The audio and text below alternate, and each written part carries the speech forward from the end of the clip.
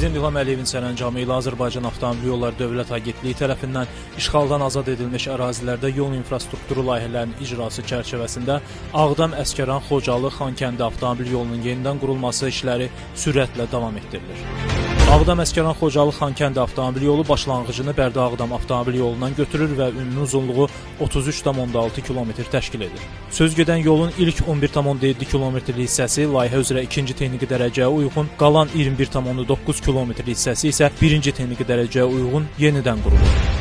Torpaq yatağının eni müvafiq olaraq 15 və 26,5 metr təşkil edir. Hərəkət zolaqlarının sayı isə 2 və 4 zolaqdır. Hər bir istiqamət üzrə çiyinlərin eni 3,75 metrdir. Hazırda layihə boyu torpaq işləri görülür, belə ki, xüsusi texnikalardan istifadə olunmaqla yararsız qruntun çıxarılması və əvəzində yararlı material verilərək normativ hündürlüyə qaldırılması, yolun genişləndirilərək profilə salınması işləri həyata keçirilməklə yol geyiminin tikintisi aparılır. Yol yatağı və yol əsası hazır olan hissələr asfaltlanır. Artıq 3,6 km hissədə 2 lay asfaltbeton örtüyü döşənir. Bundan başqa yol boyu 148 ədəd müxtəlif diametrlərə malik düzbucaqlı və dairəvi su ötürücü boruların, eləcə də keçidlərin tikintisi işləri görülüb və hazırda bu istiqamətdə işlər davam etdirilir. Layihədə nəzərdə tutulan 6707 metr uzunluğa malik istinad divarından 4397 metr hissəsi artıq inşa edilir. Qeyd edilən işlərə paralel olaraq 1 və 3 aşırımlı 5 körpünün inşası da sürətlə davam etdirilir. Körpülər